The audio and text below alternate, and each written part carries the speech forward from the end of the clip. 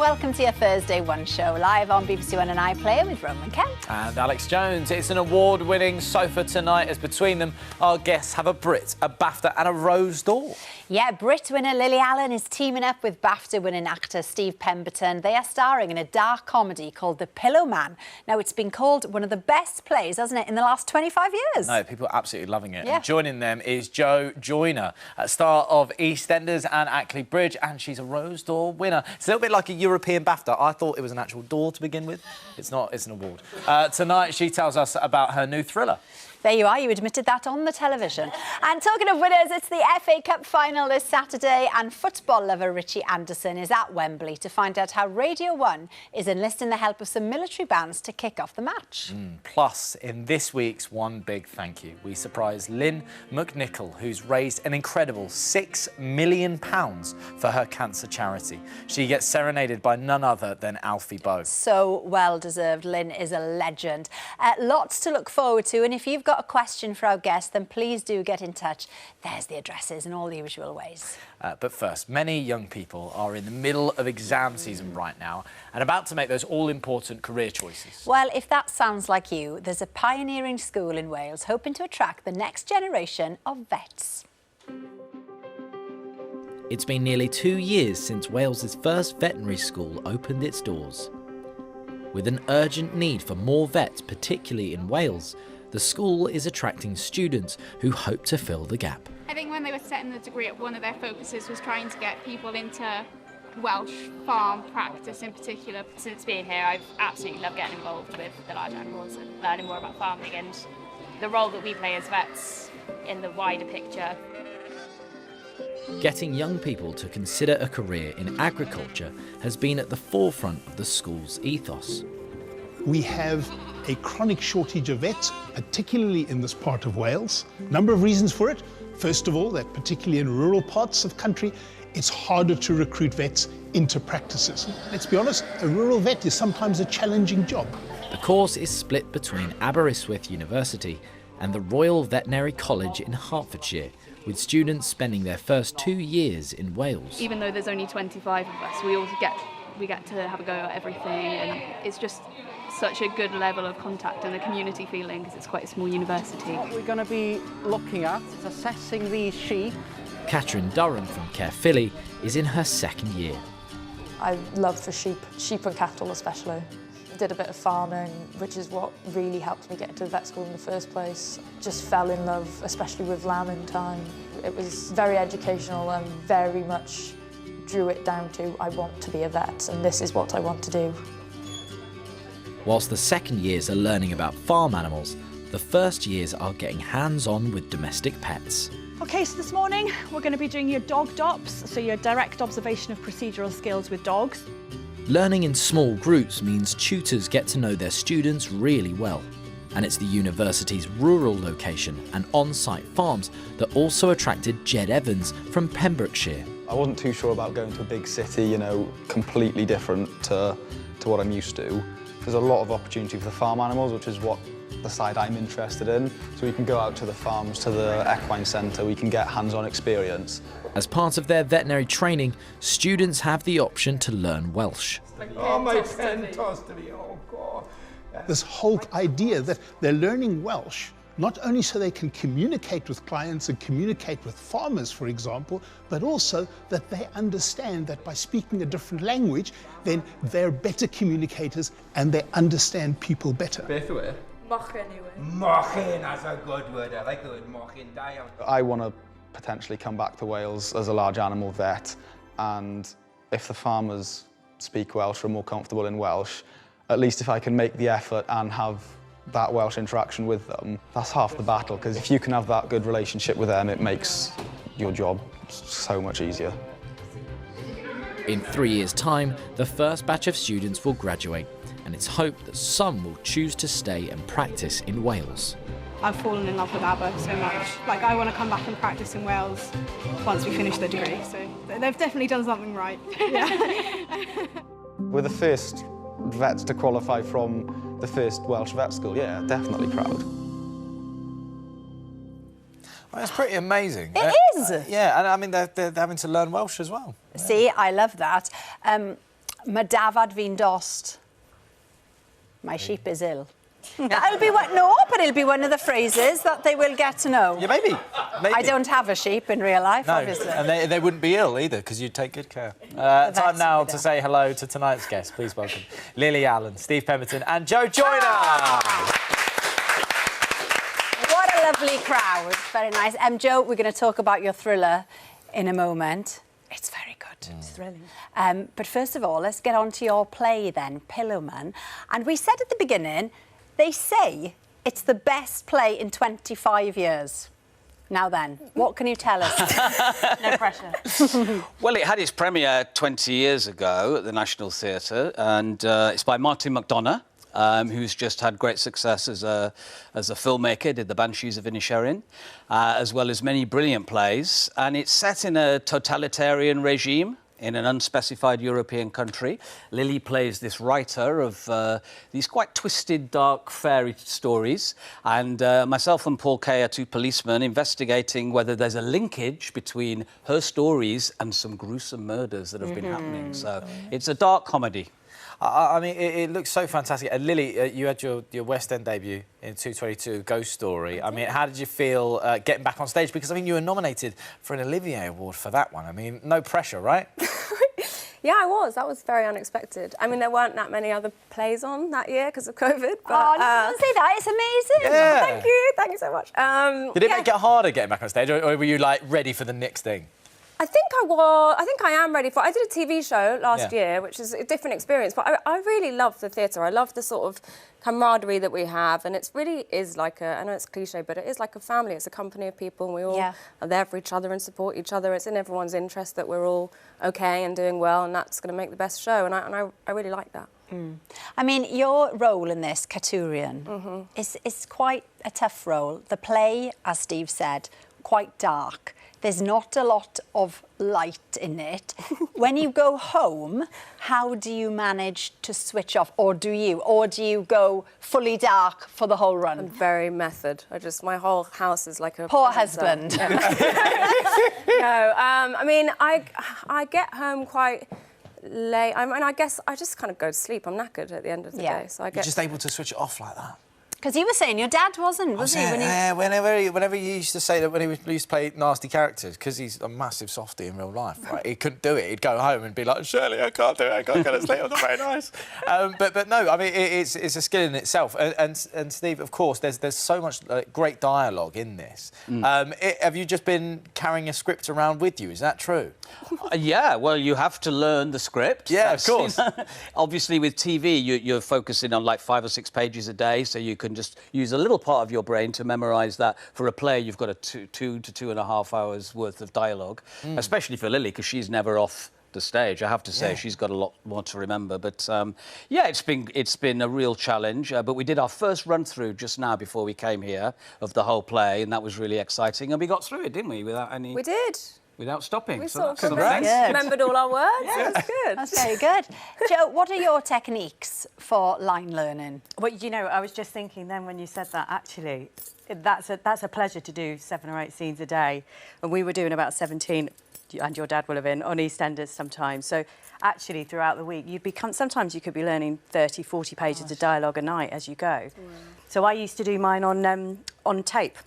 So and that I could listen over and sounds over. a bit irresponsible, but drive with them. So I'll put the line in, leave a gap so that I can repeat it out loud, then say it so I can check it. So it's all sort of, and then you can walk with it, do your washing up, and sort of just be working at the same time as doing a bit of multitasking. So what you're saying is never get in a car with you, Joe, never because get it in would a car just be with me, yourself because I'm on doing repeat. my lines. Yeah, exactly. I'm talking to myself literally in my head. Do you that's do my top tip. impressions of the other characters, or do you do it in your voice? No, that would have been fun, wouldn't it? No, I didn't have time to have fun then. I love it. Yes, that would be a good. I love it. Lily, obviously, you're based in New York now, right? I am. And we know that because when your husband was here on the show, David, he actually told us that you're always hunting for the perfect Sunday roast dinner in New York. Is that right? Well, I hope he's not, because he gets it at home. Oh, okay. Well, I was going to say, so when you're back in the UK, is there anything that you're just making a beeline for? Yeah, I mean, I just like going to a greasy spoon, you know. I like a good old fry-up, and on a Sunday, I like a roast, but I mean, our mum's roast is always the best roast, isn't it? Yes, so, 100%. 100%. Yeah. Hey, look, thank you so much, both of you. And you can see Lily and Steve in The Pillow Man from the 12th of June at the Duke of York's Theatre in London. Still to come, Jo is going to be telling us all about her new thriller, where not everyone is quite what they seem. ... But first, it's the FA Cup final this Saturday. It's at Wembley, which is celebrating its 100th anniversary, so they're putting on a huge show. Richie's there right now to tell us all about it. Richie, jealous! Oh, mate, I'm so jealous. I don't even want to look at you right now. Have you been having fun? Oh, he's on the pitch. Do you know what? I'm having the best day. Roman, you know that I love football, and today I've been given the run of this place, which means I've got to have a sneak peek of the huge show that's taking place before the match, and, wait for it, I've been able to take a few selfies with...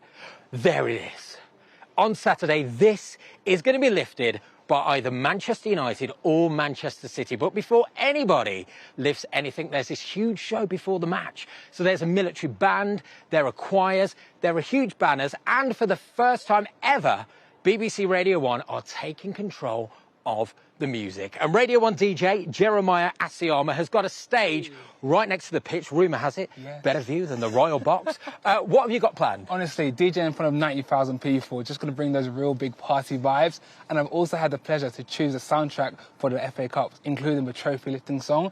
And even better, I got to work with an 80-piece marching band, you know, bringing those real big carnival drums, big bass line, brasses. It's going to be epic. Now, this British Army band have never done anything like this before. So, as you can imagine, rehearsals have been very busy because they don't want to let you down. And we dropped in on them yesterday at their barracks in Wiltshire. My name's Captain Andrew Porter, and I'm the Director of Music here at British Army Band Tidworth. The band has got 39 soldiers. We cover everything from parades to concerts, and we've also performed a part in the King's coronation. My name is Jason Bate and I am the drum major, so I will move the band from point A to point B in a smart military manner. There's this unique moment before the cup final begins. All fans come together and sing. Bide With Me has traditionally been played at the FA Cup final since 1927 when King George V approved its use. The first time that they had proper congregational community singing. Got a little bit of a modern twist, collaborating with BBC Radio 1 with what is known as a hype set. Set list, which represents artists attributed or associated to both Manchester United and Manchester City. I can safely say that none of us have done this before. An awful lot of people are going to be cheering and shouting. They're not going to hear my words of command. It is actually taking us out of the comfort zone. Expect the unexpected. Oh, that's just lovely, isn't it? And some of the band have been walking the pitch a little bit earlier on today, and they join me now. We just heard from band leader Captain Andrew Porter and bass drummer Sergeant James Littlewood. Andrew, I'm going to start with you. Let's take a look around, because on Saturday this is going to be packed to the rafters. I don't want to put the pressure on, but how are you feeling? Well, Richie, I'm super excited to be involved in the FA Cup final this Saturday. Really excited to be doing the best for British Army music. The event, the FA Cup final, is going to be the jewel in our crown this year so far. Brilliant stuff. And earlier on today, we saw 120 military volunteers rolling out those huge banners. When do you get to rehearse? Well, the bands for this have been rehearsing separately in Catterick in North Yorkshire, Wiltshire, as you've seen on the video, and we all come together on Saturday to do it for the first time, rehearsing here. I love how blasé you are about practicing for the FA Cup final for the first time on the day of the Cup final. James, it's your job to keep everyone in time, and I feel like Jeremiah has given you a tough task. How does this compare to the coronation that you were involved in last month? Well, Jeremiah definitely has set us a task. Thanks, Jeremiah. You're welcome. Moving from the traditional modern military music to the contemporary radio music. And then with this capacity of 90,000, it's going to be really hard to hear the band and to keep that tempo, keep the band on beat. Sorry, gents, I still can't believe we stood by the FA Cup final trophy right here. How does this rank in your career, Andrew? It's for sure the highlight of my career with the marching band. Absolutely, it really is. 90,000 fans in Wembley. Amazing. My goodness me. James is a Man United fan. Just with the look on your face, how are you feeling ahead of the final? Just with the look. are happy. There you We're go. going to win. He's confident. Now, at the One Show, we're completely neutral. We hope that the winner is football or music, actually. Let's go with music. Good luck to you guys, and you can watch them and the FA Cup final this Saturday. It all starts just before 2 o'clock on BBC One and iPlayer, and then Jeremiah will be on Radio 1 Saturday night from 7. Good luck. Amazing. Hey, well, thank you so much, Richie. Looking forward to the match. Hope they both lose. You can't, that is not the spirit. Wow. Time now to say one big thank you to somebody who has gone above and beyond to help others. This week, it's the turn of Lynn McNichol from Edinburgh, who's made the lives of young cancer patients in her area just a little bit better when they needed it most. Yeah. Here are her friends to tell us more. Lynn deserves a one big thank you because she truly is a wonderful, wonderful person. 17 years ago, after a family member fell ill, Lynn McNichol set herself the ambitious target of raising £50,000 to support young people with cancer. When she realised that there was perhaps a group of families or a group of young people that weren't getting supported, so she set up her own charity. She called it It's Good to Give. One of its focuses is giving young people with cancer and their families mental health support. It's quite important to Lynn to make sure that the families themselves and the patient are getting looked after. Lynn has since raised over £6 million, mainly through events and donations.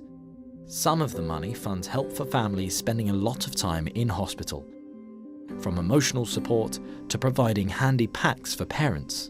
Unfortunately, we had a daughter who was diagnosed with osteosarcoma, which is a rare form of bone cancer, when she was 16 years old. They used to come and visit you in the wards and just give you that shoulder if you needed to have somebody to talk to. I think she just thinks of all the little things, which are big things. The parent packs that she thought of, the sweet trolley. But her biggest achievement is that she funded the £2 million Ripple Retreat, a beautiful lakeside holiday home for patients and their families. We can have families here to stay for free, so there's no financial burden on them. They feel like they've been lifted out of their own very busy, very traumatic lives and just dropped into this peaceful, calm location. Lynn McNichol is a force and gives so much. I can't find the words.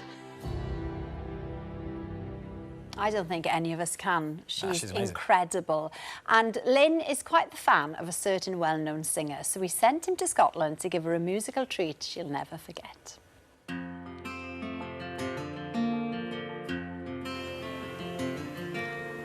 This is the Ripple Retreat on Loch Venacar, 25 miles north of Glasgow. Lynn loves music, and one of her greatest dreams is to have world-famous tenor Alfie Boe perform at the retreat. So when I heard that she was a massive fan of mine, I had to come down. It's the least I could do to make a wish come true. Lynn and some of her fellow volunteers are meeting for the retreat's 6th anniversary. She thinks we're filming a news report about this birthday. Happy birthday to you! And as the party kicks off, we sneak Alfie onto the premises. To give Alfie time to create a performance Lynn will never forget, we've roped in Mike, a local skipper who's going to take Lynn and Nicola, one of the retreat's volunteers, onto the loch under the pretense of a phony interview. Off they go. Our lovely skipper Mike has finally set sail with Lynn. I better go and get ready. Out on the water, our interview is underway. I love volunteering, I absolutely love it.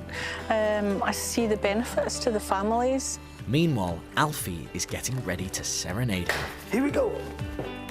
I started off with a plan to do 1 year of fundraising. Later in that year, I met young cancer patients and I met their families and I listened to their stories, and that was it. I knew that I was in this for the long haul. Back on shore, more volunteers and people who have used the retreat are gathering to surprise Lynn. A bit further. Keep going, keep and going. Alfie's marshalling everyone into position for the big reveal. Everyone's in place. I better go and hide. See you in a bit, everybody. Don't mess it up. With the interview coming to a close, the boat heads back to shore, and Lynn gets her first glimpse of the lineup. Who's on the pier? 1, 2, 3, 4, 5. Come on, who's there? As she draws nearer, she's beginning to get suspicious. What's going on? But things are about to get even more surreal, because here comes Alfie.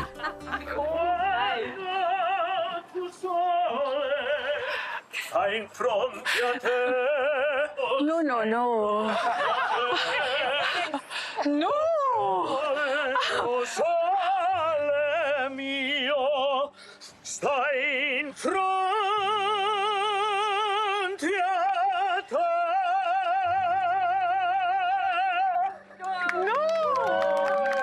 Before she has time to gather herself, Alfie has another surprise. I have been sent here by the One Show to give you a one big thank you for everything that you've done for people's lives. You know, it's amazing. It's amazing. Thank you. Okay, Lynn, you feeling okay? Yeah. We've got one more thing to show you, but it's inside. Okay. Let's go. All right, okay. Back inside the retreat, surrounded by friends and family, there are a few messages waiting for Lynn. Hi Lynn, it's Ronan here from The One Show. Now, the £6 million you've raised has helped hundreds of young people living with cancer to receive the practical support they need. And through your Ripple Retreat, you've built a haven for families to unwind during a challenging time. So when we heard an Alfie Boe performance was on your bucket list, we thought we'd help tick it off. Lovely Lynn is kind Oh, Grace and Harry. Why? You always think of others and make magical things happen. Lynn, you are truly inspirational, supporting and helping young cancer patients and their families. You're a wonderful, thoughtful person. Truly, 1 in a million. N, you never give up. N, nothing is too much of a problem for your amazing charity. You're always thinking about other people. Thank you for everything you do. A big thank you for all the support you've given us. E, eternal thanks for all you've done for our family. And another of Lynn's bucket list celebrities, and her favourite Strictly winner, Ori Aduba, had this to say. You are one incredible, inspirational woman. You have helped countless young people and their families in some of their toughest moments. So the least that I could do is send you one huge thank you. You are an amazing woman, and your colleagues are incredible as well. So from The One Show and myself, one big thank you with a lot of love. Thank you.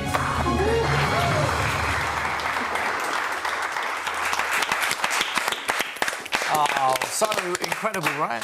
6 million, you know, we are lucky that there are people like Lynn in this world. Yeah, you know, to build that is no mean feat, is it? Yeah, well, we know there's more people like that, and if you know someone doing amazing things just like Lynn, do let us know. One big thank you at bbc.co.uk, and we'll see if we can surprise them as well. Yes. Now then, Joe, let's up the suspense. Let's talk about your thriller, For Her Sins.